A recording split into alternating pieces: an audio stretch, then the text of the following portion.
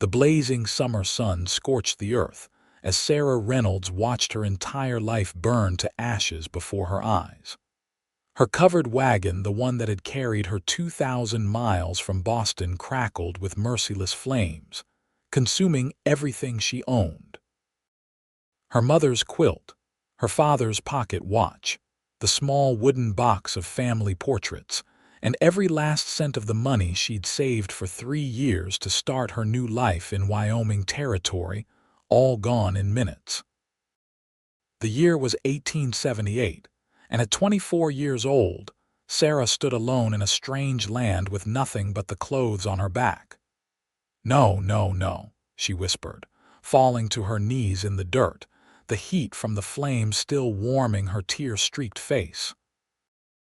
Her horse had bolted when the fire started, taking with it her last hope of reaching town before nightfall.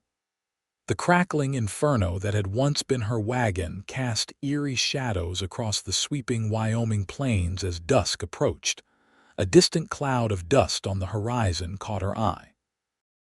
Sarah rose shakily to her feet, unsure whether to hope for rescue or fear more trouble. The lone rider approached steadily, the silhouette of his broad-brimmed hat unmistakable against the setting sun. The stranger slowed his horse to a stop several yards away, dismounting with the practiced ease of a man who'd spent his life in the saddle. He was tall, with shoulders broadened by years of hard work, his face partially obscured by several days' worth of stubble and the shadow from his hat. "Miss, you all right?" His voice was deep but gentle, contrasting with his rugged appearance. "Does it look like I'm all right?" Sarah shot back, immediately regretting her sharp tone. This man was the first person she'd seen in days, and antagonizing him wouldn't help her dire situation. The cowboy removed his hat, revealing sandy brown hair and concerned eyes that studied the smoldering remains of her wagon. "Name's Hank Tanner," he said, ignoring her outburst. "My ranch is about 3 miles west of here. Saw the smoke and thought I'd better investigate." "Sarah Reynolds," she replied, attempting to smooth her disheveled hair. "I was heading to Cody to start a new life, teaching position." She gestured helplessly at the burning wagon. "Everything I own was in there." Hank approached the wagon cautiously, assessing whether anything could be salvaged. The heat pushed him back. "What started it?" "I stepped away to gather water from that creek," Sarah explained, pointing to a small stream about 50 yards away. "When I returned, flames were already consuming the canvas. I tried to save what I could, but—" She trailed off, looking down at her soot-stained hands, one of which was blistered from her rescue attempt. Hank's gaze softened as he took in her injured hand and the desperation in her eyes. He'd seen that look before on homesteaders whose crops failed, on men who'd gambled away their last dollar. It was the look of someone who'd reached the end of their rope. "Night's falling fast, Miss Reynolds. These plains get mighty cold after sunset, and there are wolves about." He hesitated, then added, "My ranch house isn't much, but there's a spare room and hot food. You're welcome to stay until you figure things out." Sarah stiffened, pride and caution warring within her. She'd heard stories about women alone in the West and the dangers they faced. Yet the alternative was a night alone on the open prairie with nothing. "I don't accept charity, Mr. Tanner," she said, though her voice lacked conviction. Hank replaced his hat and looked thoughtfully at the horizon. "Then don't think of it as charity." He turned back to her, his expression unreadable in the fading light. "My land is yours, Miss Reynolds. Start over with me." Sarah blinked in confusion. "I beg your pardon. I've got 500 acres, Hank continued, "good grazing land with a creek running through it. The house needs work, and I could use help with 100 different things. You need a place to stay and rebuild what you've lost." He shrugged as if it were the most natural suggestion in the world. "Stay as long as you want. Work if you like. Leave when you're ready." "You don't know anything about me," Sarah protested. "I know you're in trouble, and where I come from, that's reason enough." He extended his hand toward his horse.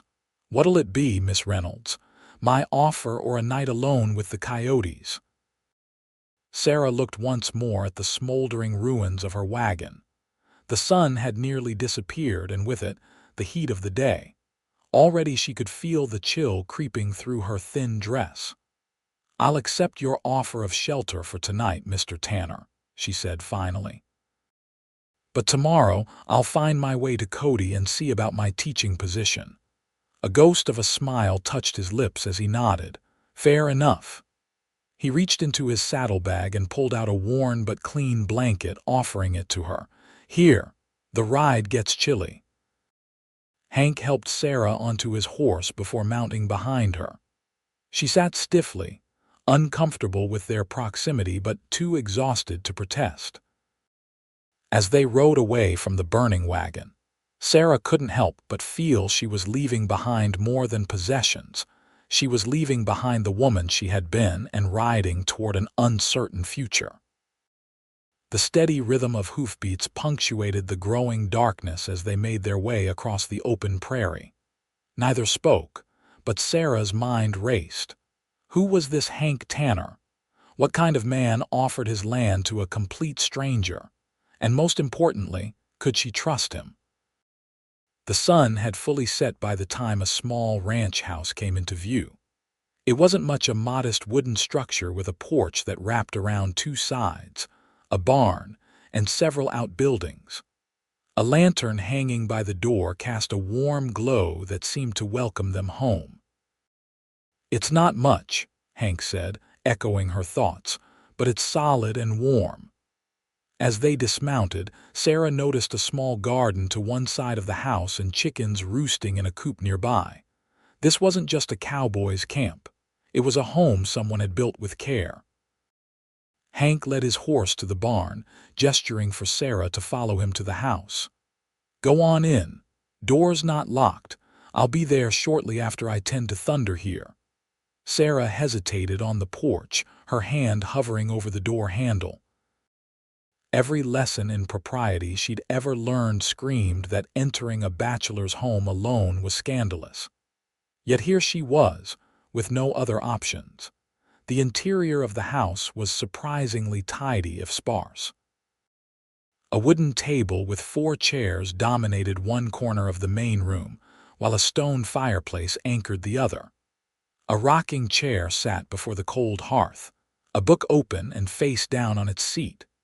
Shelves lined one wall, filled with books more than she would have expected in a cowboy's home.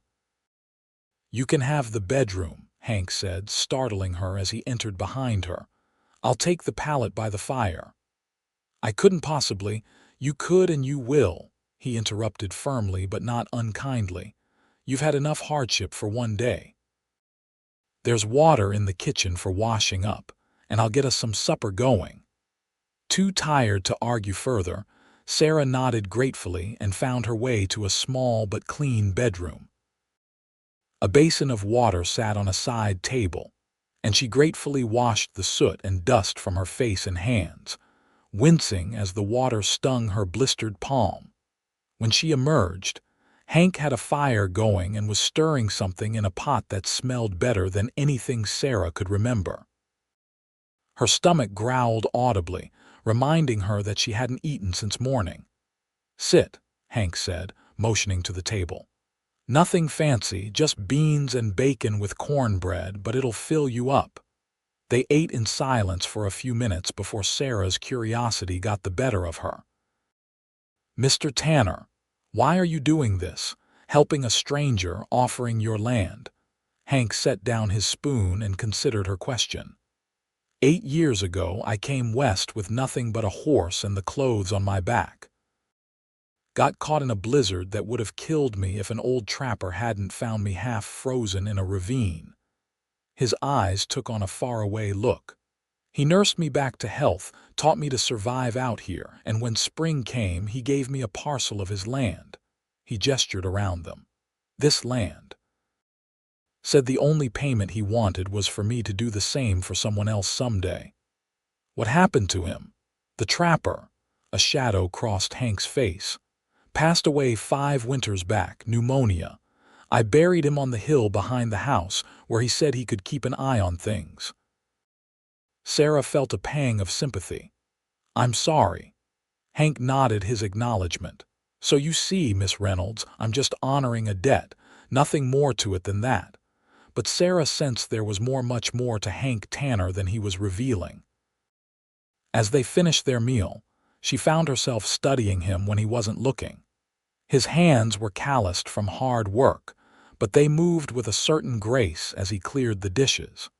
His speech was more educated than most cowboys she'd encountered during her journey west.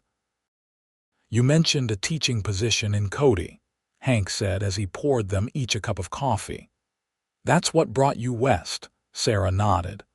I taught at a girls' school in Boston for 3 years, but the headmistress. She paused, unsure how to explain the politics that had driven her from her position. Let's just say we had different views on education. When I saw the advertisement for a teacher needed in Wyoming territory, it seemed like fate. Cody's growing fast, Hank acknowledged. Lots of families settling there. They've been trying to get a proper school going for a while now. Do you know if they've filled the position? My letter confirming my arrival may have been delayed. Hank shook his head. Can't say for sure. I don't get to town more than once a month for supplies. We can ride in tomorrow if you'd like. It's about 2 hours on horseback. I would appreciate that very much. Sarah sipped her coffee, finding comfort in its warmth. Though I'm not sure what I'll do even if the position is still open. All my credentials, my letters of recommendation, my teaching materials, everything burned in that wagon.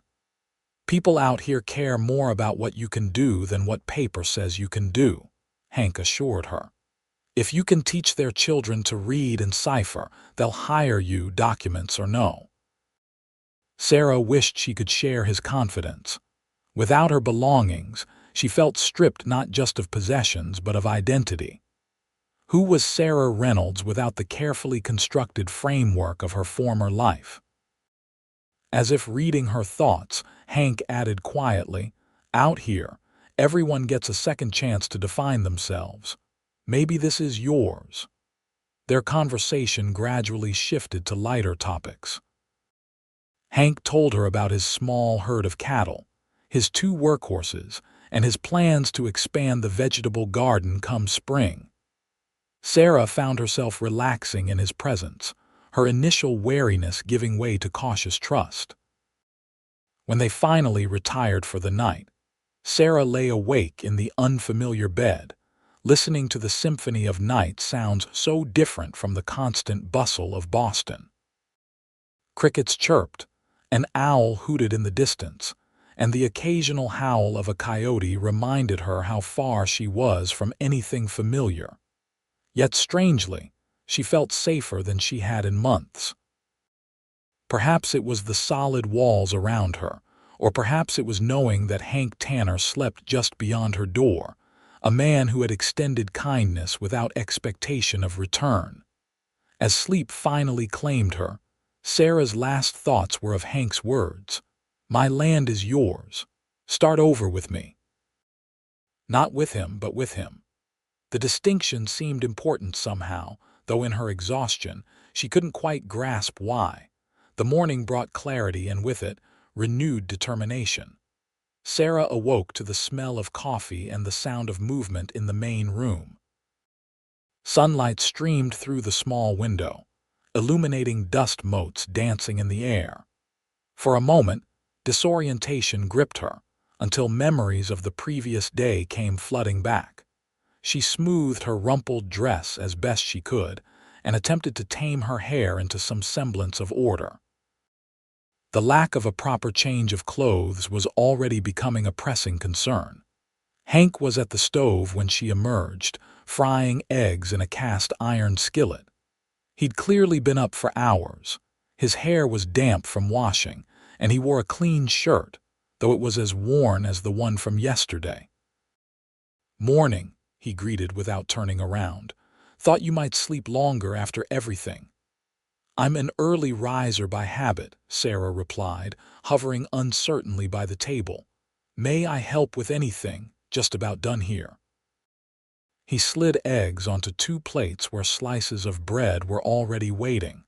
"Coffee's hot if you want to pour." They ate breakfast with the easy silence of the previous night, broken only when Hank outlined the day's plan. "We'll head to Cody after we eat. I need supplies anyway, and you can check on that teaching position." Sarah nodded gratefully. "I don't know how I'll repay your kindness, Mr. Tanner." "Hank," he corrected, "and there's nothing to repay. Though if you're determined to help, you might consider teaching me to read better while you're here." A faint flush colored his cheeks at the admission. "I know my letters and simple words, but anything more complex gives me trouble." Surprise flickered across Sarah's face before she could mask it.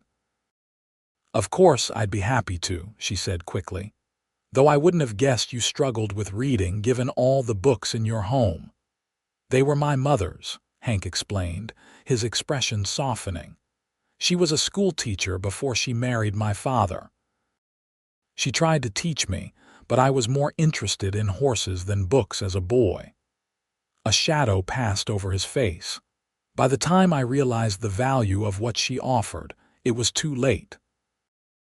The simple statement held volumes of regret, and Sarah felt a connection to this solitary cowboy that hadn't been there before. "It's never too late to learn, Hank," she said gently. "I'd consider it a privilege to teach you." Something shifted in his eyes, gratitude, perhaps, or relief before he stood abruptly. "We should get going if we want to make it to town and back before dark." The journey to Cody was slower than Sarah expected, as they rode double on Hank's gelding. He explained that his other horse was out with the cattle, being used by his only hired hand, a young man named Caleb who helped with the herd. "He lives in a small cabin near the north pasture," Hank explained. "Good worker, but keeps to himself mostly. You probably won't see much of him." As they rode, the landscape changed from the flat prairie surrounding Hank's ranch to more varied terrain, with gentle hills and stands of pine trees breaking up the horizon. The September air was crisp but pleasant, carrying the scent of sage and pine. Cody appeared suddenly as they crested a hill, a collection of wooden buildings straddling both sides of a wide dirt street. A general store, saloon, blacksmith, and what appeared to be a small hotel formed the heart of the town, with houses and smaller businesses spreading outward. "Not much to look at," Hank admitted, "but it's growing. The railroad's supposed to come through next year, and that'll change everything." They dismounted in front of the general store, and Sarah took a moment to straighten her dress and smooth her hair. Even in her disheveled state, she was determined to make a good impression. "The schoolhouse is at the end of town," Hank said, gesturing down the street. "Small white building with a bell tower. Can't miss it. I need to get some supplies and speak with the blacksmith about shoeing thunder here." "Meet you back at the store in an hour," Sarah nodded, grateful for the chance to handle this task on her own. As she walked down the street, she felt eyes following her, not surprising, as newcomers were likely rare in a town this size, especially unaccompanied women. The schoolhouse was indeed easy to find, a simple clapboard building with a small bell tower and a neat yard. The door was unlocked, and Sarah entered to find a single room with rows of rough-hewn desks facing a teacher's desk and blackboard. "Hello, is anyone here?" she called, her voice echoing slightly in the empty space. A door at the back of the room opened, and a middle-aged woman with iron-gray hair and a stern expression emerged. "Can I help you?" she asked, her tone suggesting she doubted she could. "My name is Sarah Reynolds," Sarah began, straightening her posture. "I'm inquiring about the teaching position that was advertised in the Eastern newspapers." The woman's eyebrows rose. "You're Sarah Reynolds." We received your letter of acceptance months ago, but had given up hope when you didn't arrive as scheduled. I apologize for the delay, Sarah explained, deciding to be direct. My journey west took longer than expected, and yesterday, my wagon caught fire just outside of town. I lost everything including my credentials and teaching materials. The woman's expression softened slightly. I'm Margaret Wilson, head of the school board. We were quite impressed with your qualifications, Miss Reynolds, but without any documentation. I understand your concern, Sarah said quickly. But I assure you, I taught for 3 years at the Hawthorne School for Girls in Boston. I'm prepared to demonstrate my knowledge and teaching abilities however you see fit. Mrs. Wilson studied her for a long moment. The position remains unfilled, she admitted. We've had temporary arrangements with the minister's wife teaching 3 days a week, but it's far from ideal. The children need consistency and proper instruction. She sighed. I suppose we could give you a trial period, 1 month to prove yourself. Relief flooded through Sarah. Thank you, Mrs. Wilson. You won't be disappointed. There is the matter of your living arrangements, the older woman continued, her eyes narrowing slightly. As our teacher, you would be expected to maintain the highest moral standards. We had planned to offer boarding with the minister's family, but their home is quite full at present. I've found temporary accommodation, Sarah said carefully. A Mr. Tanner has kindly offered me shelter until I can establish myself. Mrs. Wilson's expression turned frosty. Hank Tanner. The rancher. She pursed her lips disapprovingly. Miss Reynolds, while Mr. Tanner is respected as a hard-working man, it would be most improper for an unmarried woman to reside in his home. The school board would never approve such an arrangement for our teacher. Sarah felt her cheeks flush with embarrassment and indignation. Mrs. Wilson, I assure you, no, Miss Reynolds, there can be no compromise on this point. If you wish to be considered for this position, you must find more suitable lodging. Perhaps Mrs. Miller at the boarding house would have a room available. Her tone made it clear this was non-negotiable. Sarah's mind raced. She had no money for a boarding house and no possessions to sell for funds. Yet she desperately needed this position if she was to rebuild her life. I understand, she said finally. I'll make arrangements immediately. When would you like me to begin? Monday next, Mrs. Wilson replied. The children are eager for proper schooling to resume. We have 28 pupils ranging from 6 to 16 years of age. She moved to a cabinet and withdrew a key. This is for the schoolhouse. You may come in before Monday to familiarize yourself with our modest supplies. Sarah accepted the key, trying to hide her mounting anxiety. Thank you for this opportunity, Mrs. Wilson. I won't let you down. As she walked back toward the general store, Sarah's initial elation at securing the teaching position gave way to practical concerns. Where would she live? How would she afford food and necessities until she received her first month's salary? She was so lost in thought that she nearly collided with Hank, who was emerging from the blacksmith shop.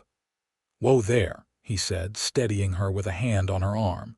"You look like you've seen a ghost. Bad news about the teaching job." "No, actually.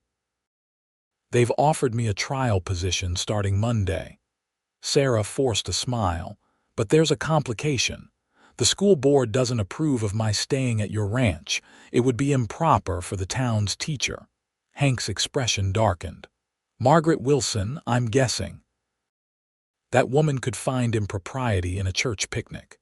He sighed. "But she's not wrong about how people would talk. I didn't think of that when I made my offer." Mrs. Wilson suggested the boarding house, but I have no money for room and board until I receive my first salary. Sarah hated admitting her financial straits, but there was no hiding the truth. Hank was quiet for a moment, his brow furrowed in thought. "I might have a solution," he said finally. Let me finish my business at the store and we can discuss it on the ride back." Curious and cautiously hopeful, Sarah waited while Hank purchased supplies: flour, coffee, sugar, ammunition, and other necessities. He also quietly added a few items she hadn't expected: a length of fabric, a woman's hairbrush, and some basic toiletries. When she tried to protest, he simply said, "Consider it an advance on your teaching services. I'm still expecting those reading lessons." Once they were on the trail back to the ranch, Hank outlined his proposal.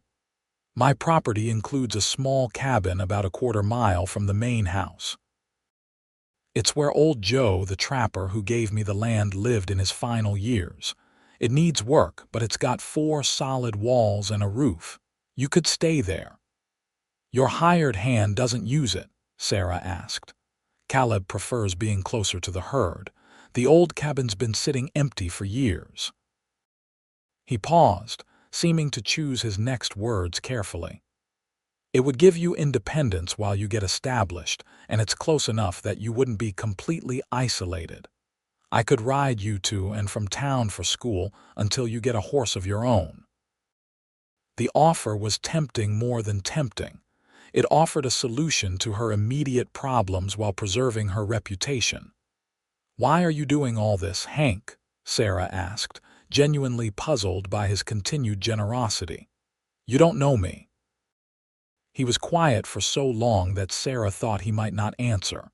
When he finally spoke, his voice was low and serious. "When I found you yesterday with everything you owned going up in smoke, I saw something familiar in your eyes. Not just despair, but determination. You remind me of myself when I first came west, stubborn enough not to give up even when giving up seems like the only sensible option." He cleared his throat. "Besides, it gets lonely out here. Having a neighbor, even a temporary one, wouldn't be unwelcome." Sarah considered his words. There was honesty in them, and perhaps a hint of something more, a loneliness that matched her own. "I accept your offer," she said finally, "but I insist on paying rent once I start receiving a salary. And I'll help with the garden and any other chores I can manage in exchange for transportation to and from town." "Seems fair," Hank agreed, and Sarah thought she detected relief in his voice. "We'll get the cabin in order tomorrow. It'll need a good cleaning and some minor repairs, but it'll be comfortable enough by Sunday." As they rode the rest of the way in companionable silence, Sarah found herself contemplating the sudden turns her life had taken. 24 hours ago, she had been watching her dreams literally go up in flames. Now she had secured a teaching position and a place to live, all thanks to a stranger's kindness. Yet Hank Tanner no longer felt like a stranger. There was something about him, a quiet steadiness, an unassuming decency that put her at ease. For the first time since leaving Boston, Sarah felt a glimmer of hope that she might find not just survival in this wild land, but a genuine new beginning. The cabin exceeded Sarah's expectations in some ways and fell short in others. As Hank had promised, the structure was sound: a one-room dwelling built of sturdy logs with a stone fireplace, small windows on 3 sides, and a wooden floor that, while worn, was intact. A narrow bed frame stood in one corner, while a table and 2 chairs occupied another. Simple shelves lined one wall, and a cast iron stove dominated the space opposite the fireplace. However, years of disuse had taken their toll. Dust covered every surface, cobwebs festooned the ceiling, and mice had clearly made themselves at home. The glass in one window was cracked, and the door didn't quite sit square in its frame. "It's not much," Hank acknowledged as they stood in the doorway the morning after their trip to town. "But it's weathertight, and with some work it could be comfortable." "It's perfect," Sarah declared, already rolling up her sleeves. "All it needs is some attention." They spent the entire day working on the cabin. Hank fixed the door and window while Sarah swept, scrubbed, and scoured every inch of the interior. They carried out old, mouse-chewed straw from the mattress, and Hank promised to bring fresh straw from the barn later. By mid-afternoon, the transformation was remarkable. Sunlight streamed through now clean windows. The floor had been scrubbed to reveal its natural golden hue, and the fireplace had been cleared of debris and laid with fresh kindling. "It's coming along nicely," Hank observed, pausing to wipe sweat from his brow. "There are some extra dishes and cooking pots in the main house you can have. And I found an old trunk of linens that might yield some usable bedding." Sarah, who had been washing the inside of a cupboard, sat back on her heels. "Hank, I can't keep accepting things from you without giving something in return." "You're already planning to teach me to read better," he reminded her. "Besides, these things have been sitting unused for years. Better they serve a purpose than collect dust." While Sarah finished cleaning, Hank brought over the promised items: dishes, pots, linens, and even a faded but clean quilt. He also carried in a rocking chair that had been stored in his barn. "It was my mother's," he explained as he set it by the fireplace. "She always said every home needs at least one comfortable place to sit." The simple statement touched Sarah deeply. This wasn't just Hank being kind. He was sharing pieces of his past, his family history. "It's beautiful," she said softly, running her hand along the smooth wood of the armrest. "Thank you." By sunset, the cabin had been transformed into a modest but welcoming home. A fire crackled in the fireplace, casting warm light across the newly cleaned space. The bed was made with fresh linens, the table set with simple dishes, and the rocking chair positioned perfectly to catch both the heat from the fire and the light from the window. They celebrated their hard work with a simple dinner, cooked over the fire rabbit stew that Hank had prepared the night before, brought over in a covered pot. "To new beginnings," Hank said, raising his cup of coffee in a toast. "To new beginnings," Sarah echoed, surprised at the contentment she felt despite the challenges she still faced, "and to unexpected kindness." A faint color touched Hank's cheeks, and he looked down at his plate. "I'll bring over some firewood tomorrow, enough to last you a few days. And we should get you acquainted with the spring behind the cabin. It's where your water will come from." "I can't thank you enough for all this, Hank." "No need for thanks." He stood, gathering his hat from the table. "I should head back, got chores to finish before dark." He hesitated at the door. "You'll be all right out here alone," Sarah nodded, touched by his concern. "I'll be fine. It's snug and warm, and I have everything I need." After Hank left, Sarah sat in the rocking chair, watching the flames dance in the fireplace. For the first time since her wagon had caught fire, she allowed herself to truly process everything that had happened. The loss of her possessions still stung, particularly the family heirlooms that could never be replaced. But she was alive, with shelter, a job prospect, and a surprising new friendship. As she prepared for bed in the quiet cabin, Sarah found herself thinking of Hank, his quiet strength, his unexpected kindness, and the flashes of vulnerability she'd glimpsed beneath his stoic exterior. There was more to the cowboy than met the eye, and despite her precarious situation, Sarah found herself curious to learn more about the man who had offered his land to a stranger in need. The weekend passed in a blur of preparation. True to his word, Hank brought over more supplies: firewood, a bucket for carrying water, some preserved fruits from his root cellar, and even a small mirror to hang on the wall. Each time he visited, he brought something useful, but he never stayed long, seeming almost shy about invading her space.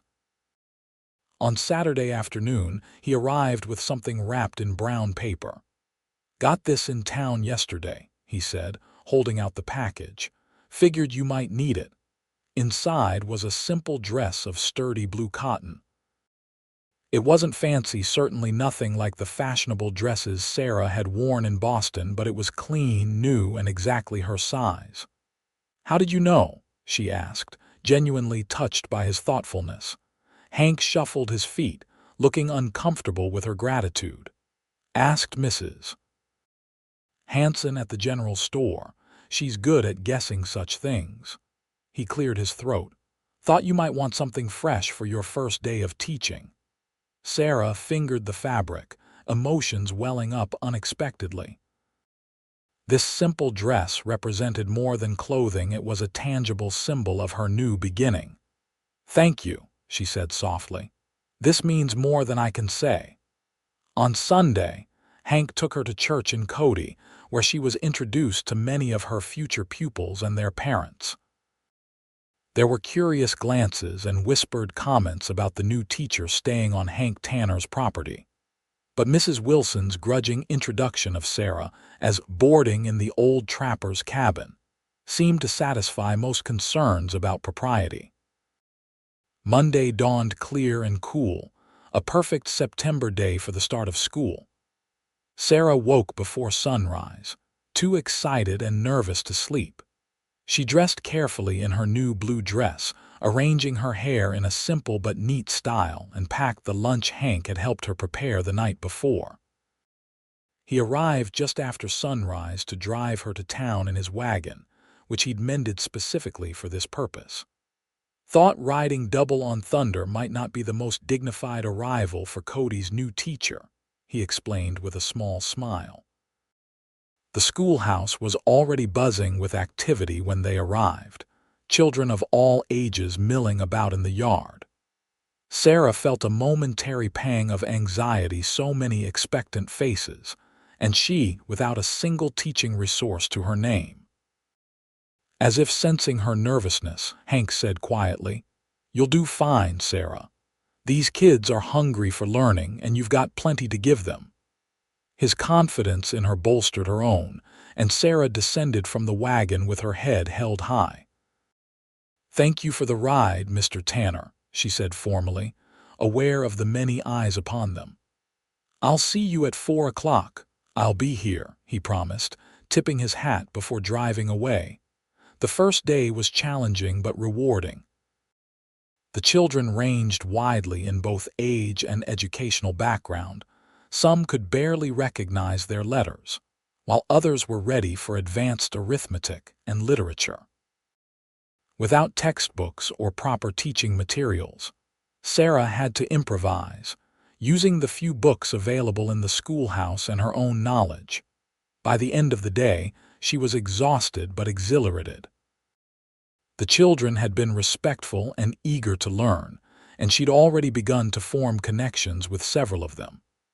When Hank's wagon appeared outside at 4 o'clock, Sarah felt a surprising flutter in her chest at the sight of him waiting patiently on the bench.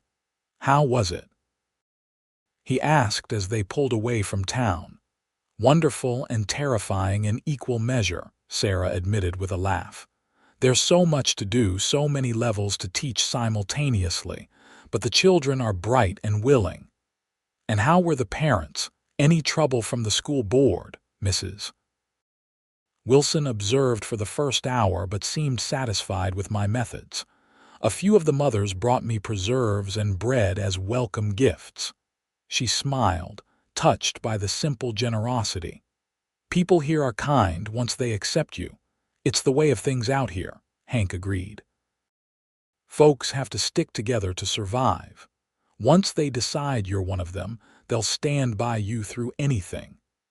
As they rattled along the road back to the ranch, Sarah found herself studying Hank's profile. The setting sun gilded his features, highlighting the straight nose, strong jawline, and the crow's feet at the corners of his eyes that suggested he smiled more than she'd yet witnessed. "What about you, Hank?" she asked impulsively. "Have you been accepted by the people of Cody?" He considered her question before answering. "I'm respected as a rancher and a fair dealer," he said carefully, "but I keep to myself mostly. Some folks find that suspicious." "Is that why you live so far from town? For solitude?" Hank shrugged. Partly. Good grazing land doesn't often sit next to busy settlements, and I value my privacy. He glanced at her. Though I'm beginning to see the benefits of company. The simple statement, delivered without embellishment, caused that strange flutter in Sarah's chest again. She looked away, focusing on the landscape rolling past them. "Will you join me for dinner tonight?" she asked, changing the subject. "I'd like to try out the stove in the cabin, and it seems only fair to cook for you after everything you've done." "I wouldn't want to impose. It's not an imposition," Sarah insisted. "It's the least I can do.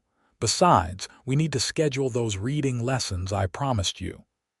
A genuine smile transformed Hank's face, erasing years of solitude in an instant. "In that case, I accept." That evening marked the beginning of a new routine. Sarah would teach during the day while Hank worked his ranch.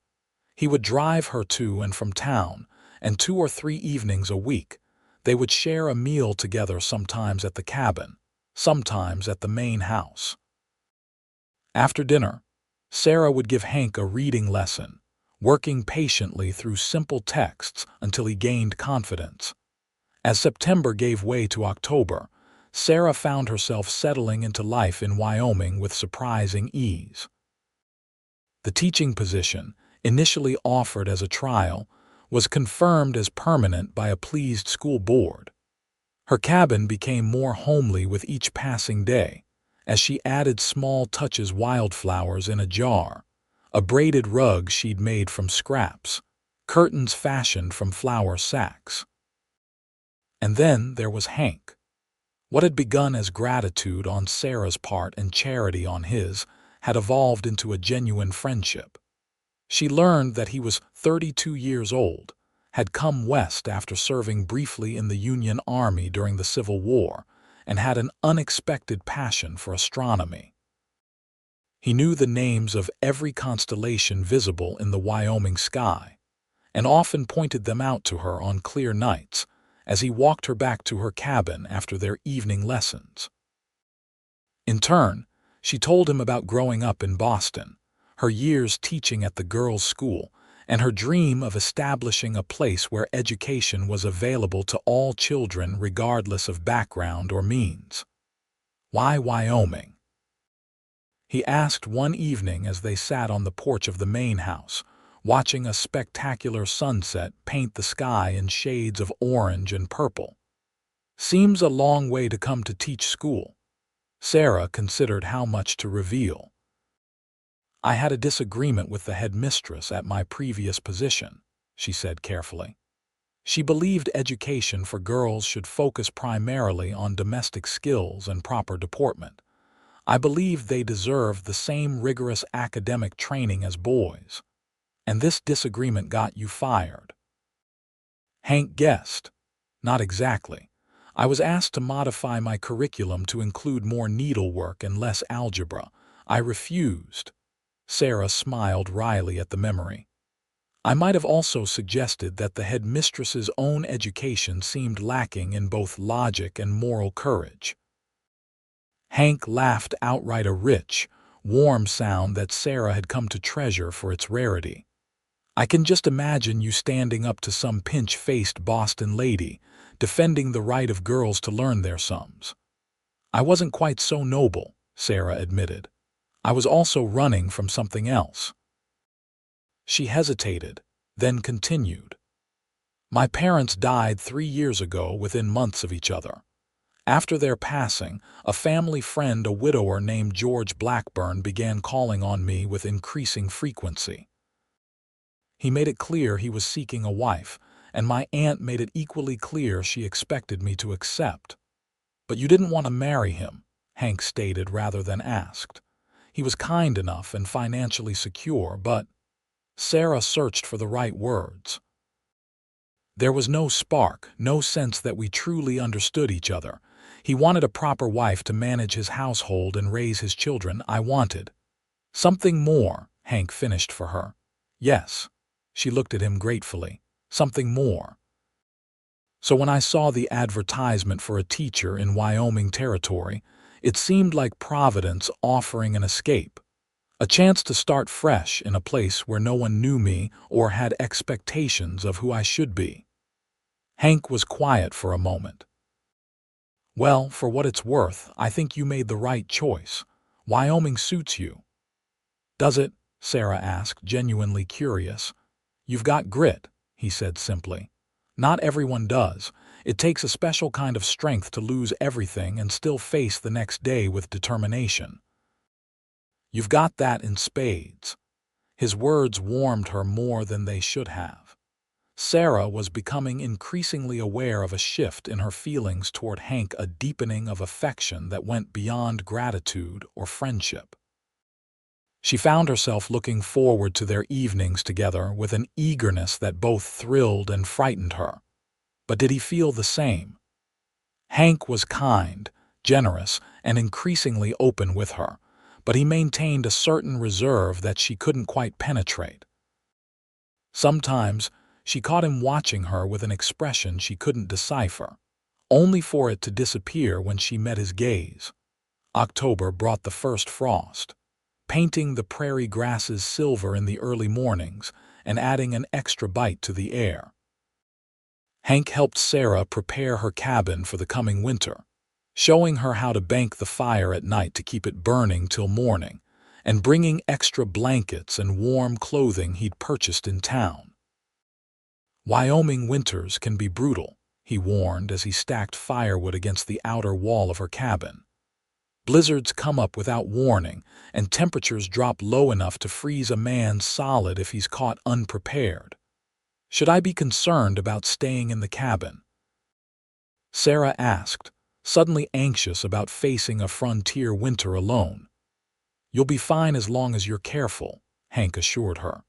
Keep plenty of supplies on hand, don't venture far in threatening weather, and know you can always come to the main house if things get bad.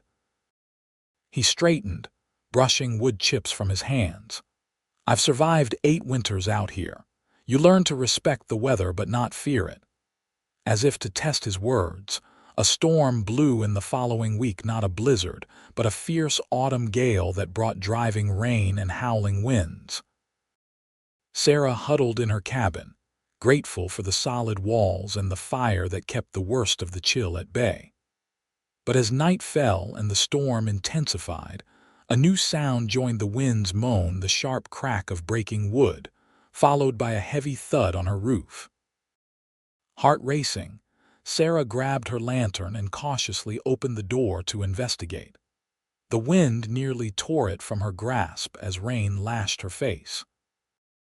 By the wavering light of the lantern, she could just make out the problem. A large branch had broken from a nearby pine tree and crashed onto her roof. Unsure what to do, Sarah closed the door and debated her options. The roof didn't appear to be leaking yet, but the weight of the branch concerned her. Should she wait until morning or brave the quarter-mile to Hank's house for help? Before she could decide, a pounding at her door startled her. She opened it to find Hank standing there, soaked to the skin, a lantern in one hand and an axe in the other. Heard the crack from the house, he shouted over the wind. You all right? Relief flooded through her. Yes, but there's a branch on the roof. I saw. Let me check if it's done any damage.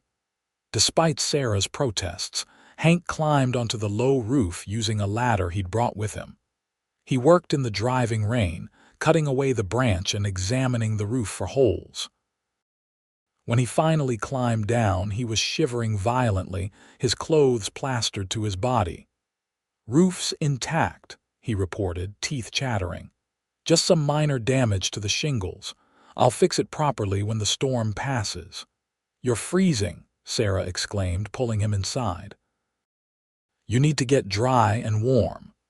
Without thinking of propriety, she pushed him toward the fire and began helping him remove his sodden coat and boots. You need dry clothes, she said, looking around helplessly. I don't have anything that would fit you. I'll be fine once I warm up, Hank insisted. Though his shivering belied his words, Sarah made a quick decision. Take off those wet things and wrap yourself in a blanket by the fire. I'll turn my back." When he hesitated, she added firmly, "This is no time for modesty, Hank Tanner. You'll catch your death of cold. And then where would I be?" To her surprise, he complied without further argument.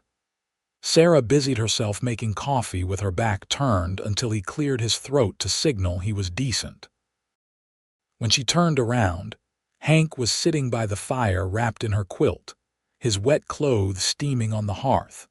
She handed him a cup of hot coffee, trying not to notice how the firelight played across his features, or how vulnerable he looked without his usual stoic demeanor.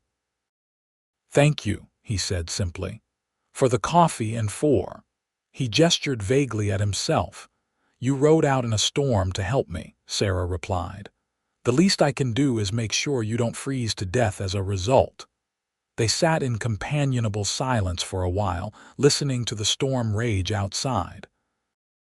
There was something intimate about sharing the small cabin while nature unleashed its fury beyond their walls, a sense of being cocooned together in a world of their own. "Why didn't you ever marry?"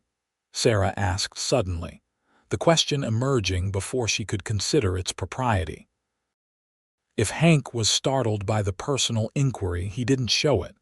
"Never found the right woman, I suppose," he said after a moment. "Or maybe I never looked hard enough." He studied his coffee cup as if it contained answers. "The life I've built here isn't easy. It's lonely work, and most women dream of more comfort than a ranch like mine can provide. I think there's something to be said for building something with your own hands," Sarah countered. "Creating a home, working the land, there's dignity in that, even without the comforts of town life." Hank looked at her with an expression she couldn't quite read. "You're not like most women I've known, Sarah Reynolds." "Is that a compliment or a criticism?" she asked lightly, though her heart beat faster under his steady gaze. "Definitely a compliment." The ghost of a smile touched his lips. "Most city women I've met would be wailing and planning their escape from Wyoming after losing everything in a wagon fire. You just picked yourself up and started rebuilding. I didn't have much choice. We always have choices. You chose to be brave." Hank's voice had dropped to almost a whisper, and Sarah realized they had somehow moved closer together, the space between them charged with unspoken feelings. For a breathless moment, she thought he might kiss her, wanted him to kiss her. She realized with sudden clarity. But instead, Hank stood abruptly, clutching the blanket around himself. "The storm's letting up," he said, his voice rough. "I should get back to the house. My clothes are almost dry enough." Disappointment warred with relief in Sarah's heart. Whatever was growing between them, it seemed neither was quite ready to acknowledge it openly. "Of course," she said, rising as well. "Thank you again for checking the roof." When Hank had dressed and prepared to leave, he paused at the door. "Sarah, He began, then stopped, seeming to reconsider his words. "If you need anything at all, just come to the house, no matter the time or weather." "I will," she promised, touched by his concern. "Be careful going back." After he left, Sarah stood at the window watching his lantern bobbing through the darkness until it disappeared around the bend that led to the main house. Only then did she allow herself to acknowledge the truth she'd been avoiding for weeks. She was falling in love with Hank Tanner. The realization should have frightened her. She had come west to escape one unwanted proposal, to find independence and purpose. Losing her heart to a Wyoming rancher had not been part of her plan. Yet as she readied herself for bed, Sarah felt not fear but a strange sense of rightness, as if pieces of a puzzle were finally fitting together. Whether Hank returned her feelings remained to be seen. But for the first time since her parents' deaths, Sarah felt truly alive, truly connected to another person. That alone seemed worth whatever risks lay ahead. November arrived with bitter winds and the first dusting of snow. Life settled into a comfortable rhythm for Sarah, teaching during the week, grading papers and preparing lessons on weekends, and spending evenings with Hank whenever their schedules allowed. His reading was improving steadily, and he'd begun tackling more complex texts, often choosing books about history or science that sparked lively discussions between them. One crisp Saturday morning, Hank appeared at her cabin with an unexpected proposal. "I need to check the north pasture fences before the real snow comes," he said. "Thought you might like to come along. It's a pretty ride and I packed a lunch." Sarah eagerly accepted. After weeks of being primarily in town or at the cabins, the prospect of exploring more of the ranch appealed to her immensely. Hank had arranged for her to ride his gentlest mare, a dappled gray named Daisy, while he rode Thunder.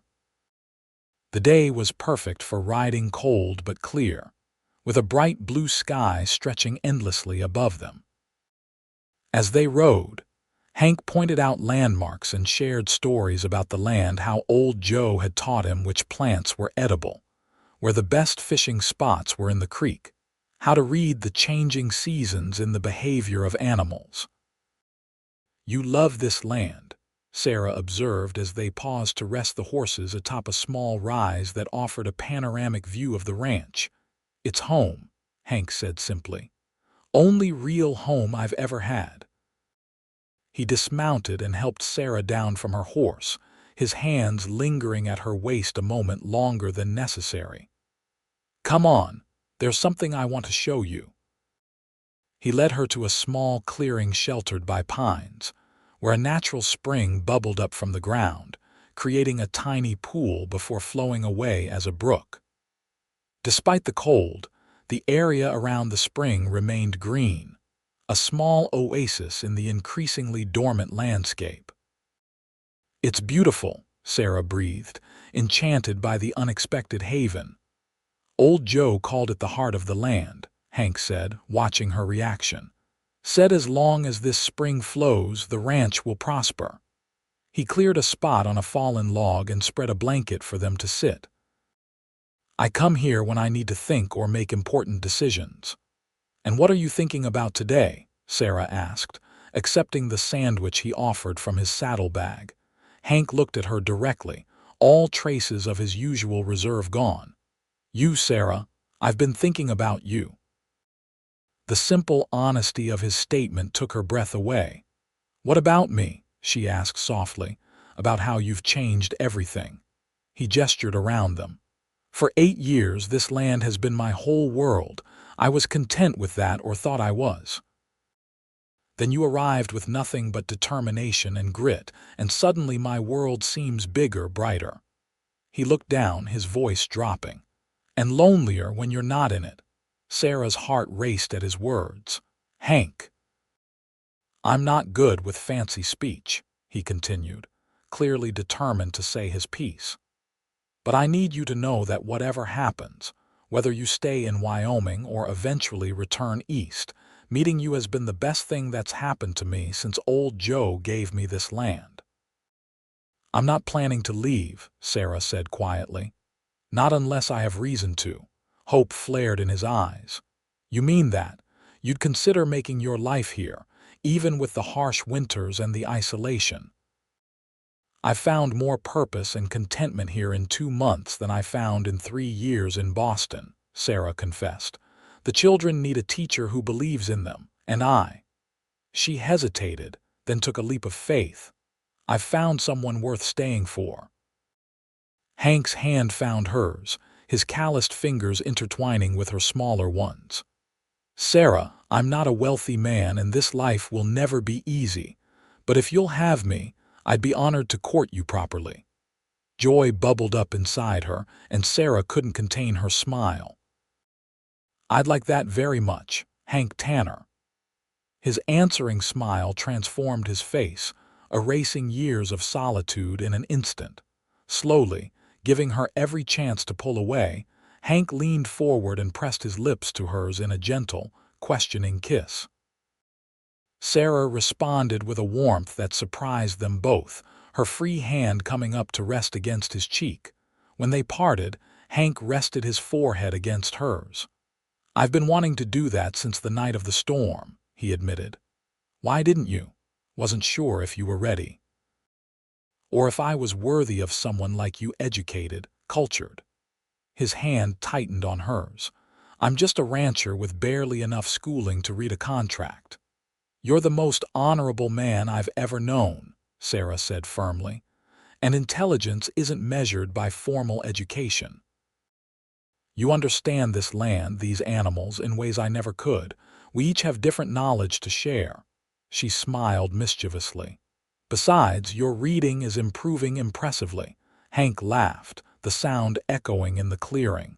"All credit to my teacher." His expression grew serious again. "I want to do this right, Sarah. Court you properly, with the town's blessing. No whispers about your reputation." "I'd like that," Sarah agreed, touched by his consideration. "Though I find I care less about town gossip than I once might have."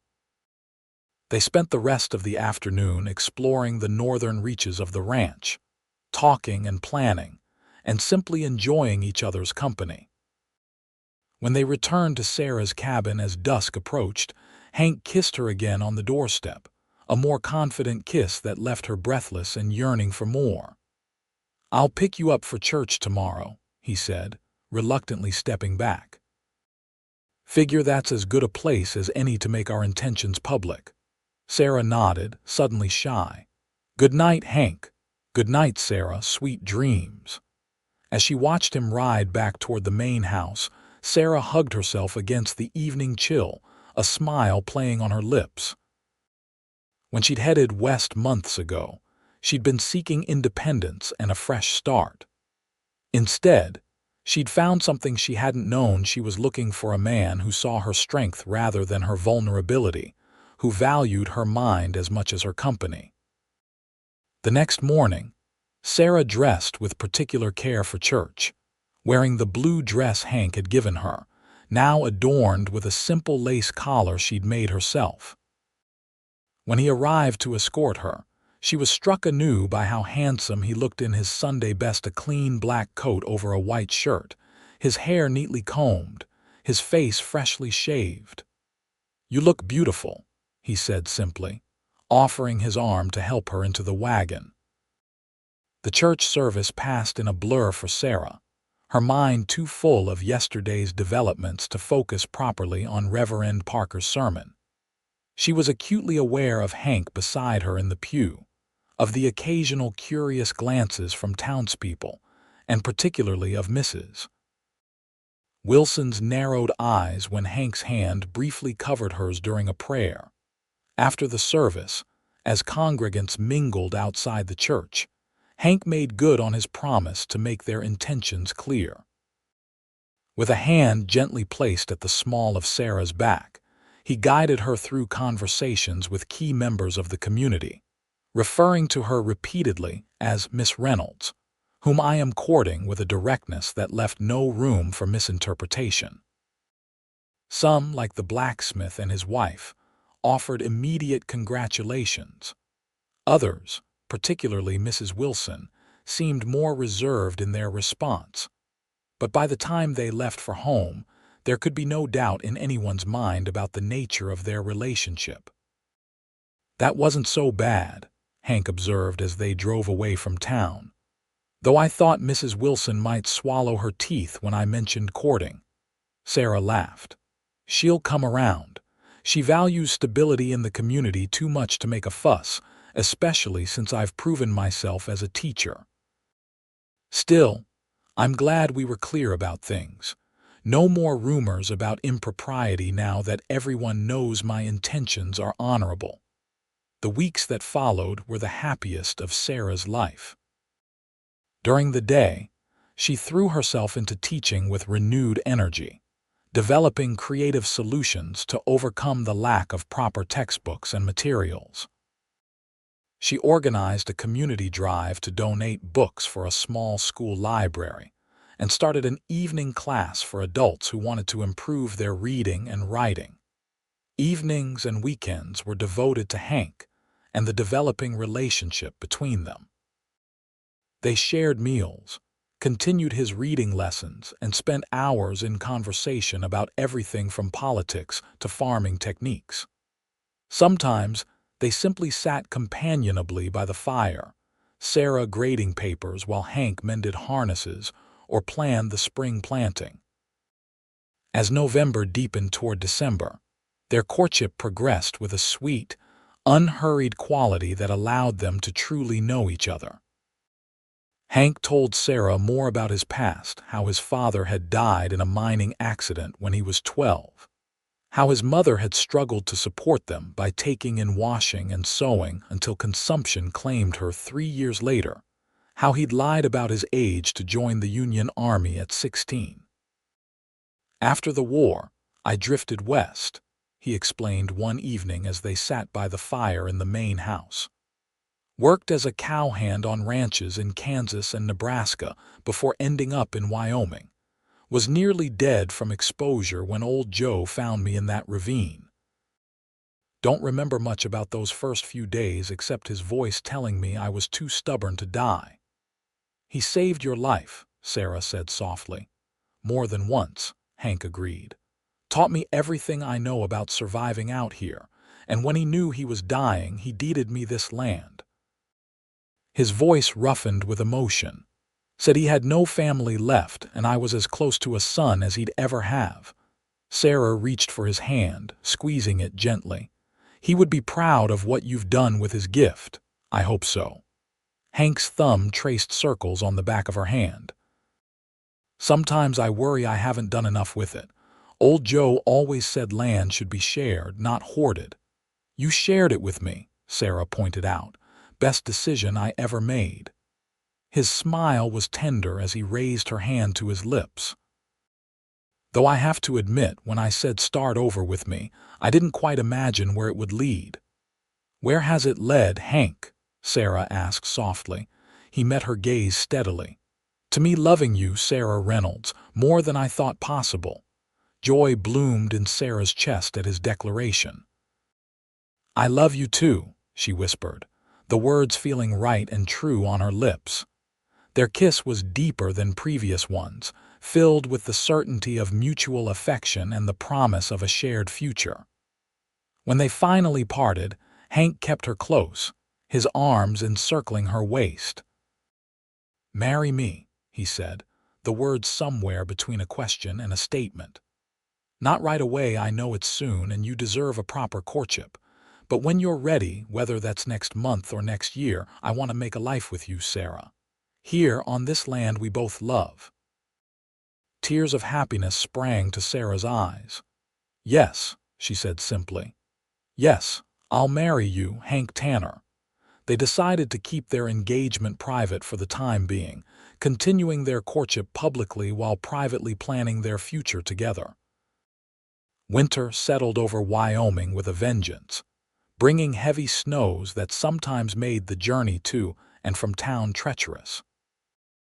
On the worst days, school was canceled, and Sarah remained at her cabin, using the time to work on the surprise she was creating for Hank, a quilt made from scraps of fabric donated by the women of Cody, each piece representing a skill or subject taught in her classroom.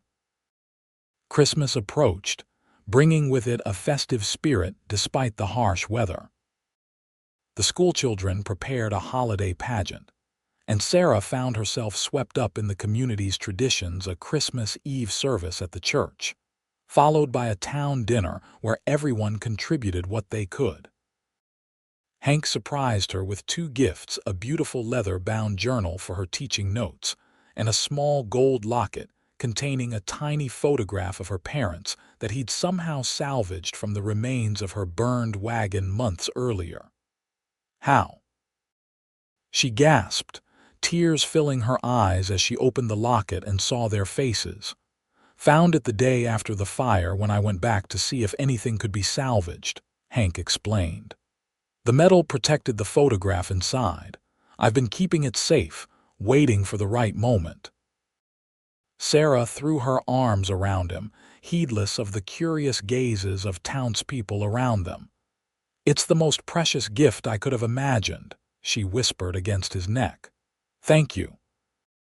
Her gift to him was more modest, a handmade scarf she'd knitted during the long evenings in her cabin, and a copy of Robinson Crusoe that she'd ordered specially from a bookstore in Cheyenne.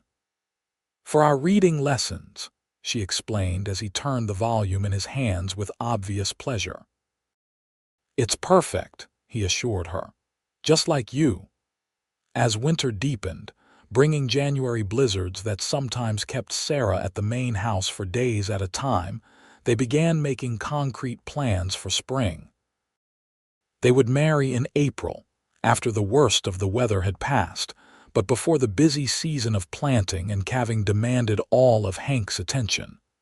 "We'll need to expand the house," Hank mused one evening as they sat by the fire, Sarah's head resting on his shoulder. "Add a proper bedroom and maybe a study for you. The cabin could be converted for Caleb or for storage." "I've been thinking," Sarah said hesitantly. "What would you say to adding a schoolroom? Just a small one where I could teach during the winter months when travel to town is difficult.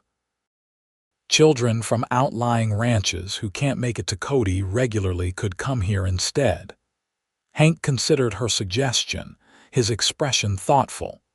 "We'd need to build bigger than I planned, but it's doable. The spring lumber drive will be coming through in March." He looked down at her with a smile. "You really mean to keep teaching after we're married? If you don't object," Sarah said. "I love it, Hank. Seeing the children learn and grow, knowing I'm making a difference in their lives, it gives me purpose." "I'd never ask you to give up something that matters to you," he assured her. "Besides, you're a born teacher. I've learned more from you in 4 months than I learned in all my years of schooling." February brought a brief thaw, allowing easier travel between the ranch and town. Sarah resumed her regular teaching schedule, and Hank began preparations for the spring, ordering seeds, repairing equipment, and drawing up plans for the house expansion.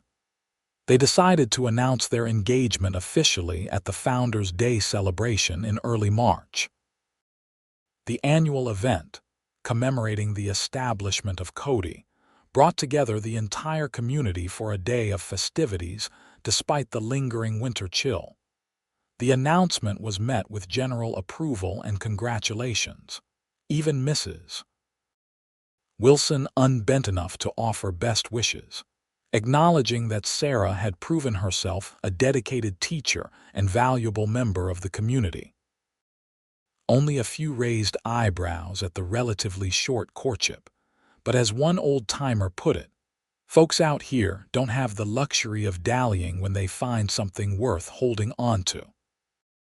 As March progressed, bringing longer days and hints of the spring to come, Sarah found herself reflecting on the remarkable journey that had brought her to this point. Less than a year ago, she had been a Boston school teacher planning an uncertain escape to the West. Now she was preparing to marry a Wyoming rancher and establish a life she could scarcely have imagined. "Any regrets?" Hank asked one evening as they walked back to her cabin, the stars brilliant in the clear night sky above them. "About coming west? Or about agreeing to marry you?" Sarah teased. "Either. Both." There was a hint of vulnerability in his voice that tugged at her heart. "Not a single one," she assured him, stopping to face him fully. "Even the Wagon fire, as devastating as it was at the time, led me to you. How could I regret that?" Hank's arms encircled her waist, drawing her closer. "Sometimes I still can't believe you chose this life, chose me when you could have had so much more." "More what?" Sarah challenged gently. "More possessions, more social standing. None of that matters compared to what I've found here." She reached up to touch his face, her palm cradling his cheek. "Love, purpose. A home that's truly mine, not one I inherited or married into. A partner who sees me as an equal, not a possession." His kiss was tender, reverent, a physical affirmation of the bond between them. When they parted, he rested his forehead against hers. "4 more weeks," he murmured. "Then I never have to say good night and walk away again." 4 weeks. Sarah agreed, her heart full to bursting with love for this man who had offered his land to a stranger and in doing so changed both their lives forever. Their wedding day dawned clear and mild, with the promise of spring evident in the green shoots pushing through the soil and the return of birds to the trees around the ranch. They married in the church in Cody, with the entire town turning out to witness the union of their teacher and the rancher who had won her heart. Sarah wore a simple dress of ivory silk, a gift from her students' mothers, who had pooled their resources to order the fabric from Cheyenne, and then worked together to sew it. Hank, resplendent in a new black suit, watched with undisguised adoration as she walked toward him down the church's center aisle. "Who gives this woman in marriage?" the Reverend asked, following tradition. To Sarah's surprise, 16-year-old Tommy Jenkins, her oldest student, stepped forward. "We do," he said clearly. "Her students and the people of Cody." Tears sprang to Sarah's eyes at this unexpected gesture of acceptance and love from the community that had become her family. The ceremony was brief but meaningful, with Hank's voice steady as he recited his vows and Sarah's clear and sure as she promised to love, honor, and cherish him through all the seasons of their life together. "What God has joined together, let no man put asunder," Reverend Parker intoned. "I now pronounce you husband and wife. You may kiss your bride." Hank's kiss was gentle but thorough, prompting cheers from the assembled townspeople and giggles from Sarah's younger students. The celebration afterward was a true community affair, with tables set up in the town square and every family contributing food and drink. There was music and dancing as the afternoon stretched into evening, with Hank surprising Sarah by leading her in a waltz he'd secretly been practicing for weeks. As the sun began to set, they bid farewell to their friends and neighbors and set out for home, their home now, together. The house had been transformed in the weeks leading up to the wedding, with the planned additions nearly complete, and the interior freshly painted and furnished with a combination of Hank's existing possessions and wedding gifts from the community.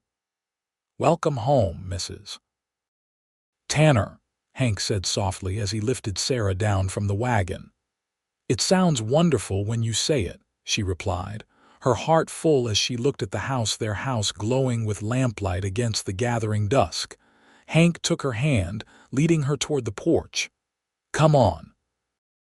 There's one more surprise waiting." Inside, Sarah gasped at the transformation. While they'd been at the church in celebration, someone, likely Caleb and some of the townsfolk, had decorated the main room with wildflowers and candles, creating a romantic welcome for the newlyweds. But what truly caught her eye was the object standing in the corner, a small, upright piano, its wood gleaming in the candlelight. "Hank," she breathed, moving toward it in disbelief. "How?" "It arrived on yesterday's freight wagon from Cheyenne," he explained, watching her reaction with pleasure. "You mentioned once that you played as a girl in Boston. Thought you might like to have music in our home." Sarah ran her fingers reverently over the keys, producing a soft chord. "It's beautiful, but it must have cost." "Don't think about the cost," Hank interrupted gently. "Just know that bringing music and learning and beauty to this ranch is worth every penny." He came to stand behind her, his hands resting lightly on her shoulders. "This is your home now, Sarah. Fill it with whatever brings you joy." Turning to face him, Sarah felt such overwhelming love that words seemed inadequate. Instead, she rose on tiptoes to kiss him, pouring all her emotion into the gesture. His response was immediate and passionate, his arms encircling her waist to draw her closer. Later, much later, as they lay together in the moonlit bedroom that was now theirs, Sarah traced the contours of Hank's face with gentle fingers. "I never thought I could be this happy," she confessed softly. "Nor I," Hank agreed, capturing her hand and pressing a kiss to her palm. "When I found you by that burning wagon, I was just trying to do the right thing. I never imagined you would become my whole world." "My land is yours," Sarah quoted, smiling at the memory. Such simple words to change a life. "Our land," Hank corrected, drawing her closer. "Our life, our future." "Our future," Sarah echoed, nestling against him with a contented sigh. "I can't wait to see what it holds." Spring blossomed into summer, and summer gave way to fall as Hank and Sarah settled into married life. The ranch thrived under their combined care, with Sarah's organizational skills complementing Hank's practical knowledge. The schoolroom addition to the house was completed in time for winter, allowing Sarah to offer classes 3 days a week for children from distant ranches who couldn't regularly attend the main school in Cody. By their first anniversary, Sarah had news to share: they were expecting a child in the late summer. Hank's joy was boundless, his protectiveness of Sarah both touching and occasionally frustrating, as she insisted on maintaining her teaching duties until the baby's arrival. Their son, Joseph Thomas Tanner, named for Old Joe and Sarah's father, was born on a warm August evening in 1880, with the assistance of the town's midwife and Hank, who refused to be banished from the birthing room despite tradition. "He's perfect," Hank whispered, cradling his newborn son with tears unashamedly tracking down his cheeks. "Thank you, Sarah, for everything." As Sarah watched her husband holding their child, she reflected on the strange and wonderful path that had led her here. The burning wagon that had seemed like disaster had instead been the beginning of a new life more fulfilling than she could have imagined. 2 years later, as she sat on the porch of their now expanded home, watching Hank teach little Joey to ride his first pony while their infant daughter Margaret slept in her cradle nearby, Sarah's heart overflowed with contentment. The ranch had prospered, the school in town had grown to require 2 teachers, and their home had become a gathering place for neighbors and friends. "Penny for your thoughts," Hank said, climbing the porch steps after settling Joey with his pony in the corral where he could practice safely. "I was just thinking about how fortunate we are," Sarah replied, making room for him on the swing beside her. "All this," she gestured to encompass their home, their children, the flourishing ranch around them, "from such an unlikely beginning." Hank's arm settled around her shoulders, drawing her against him. "I knew the moment I saw you standing by that burning wagon that you were special," he admitted. "Didn't know I was falling in love, not yet, but I knew you had the kind of strength this land demands." "And I thought you were just being charitable," Sarah teased, leaning her head on his shoulder. "My land is yours," she quoted again. "Such a generous offer to a stranger." "Best offer I ever made," Hank said, pressing a kiss to the top of her head. Though to be fair, the land was never really mine to give. It was Old Joe's gift, meant to be shared. He gazed out over the property that had grown and thrived under their care. "I like to think he'd be proud of how we've honored that gift." "I'm sure he would be," Sarah agreed. "We've made it a home, a school, a place where people are welcome." She smiled as Joey's delighted laugh rang out from the corral. "And we're raising children who will carry that legacy forward." As the sun began its descent toward the western horizon, painting the sky in shades of pink and gold, Sarah Reynolds Tanner offered a silent prayer of gratitude for the fire that had destroyed her possessions, but led her to the greatest treasure of all, a love as vast and enduring as the Wyoming sky above them.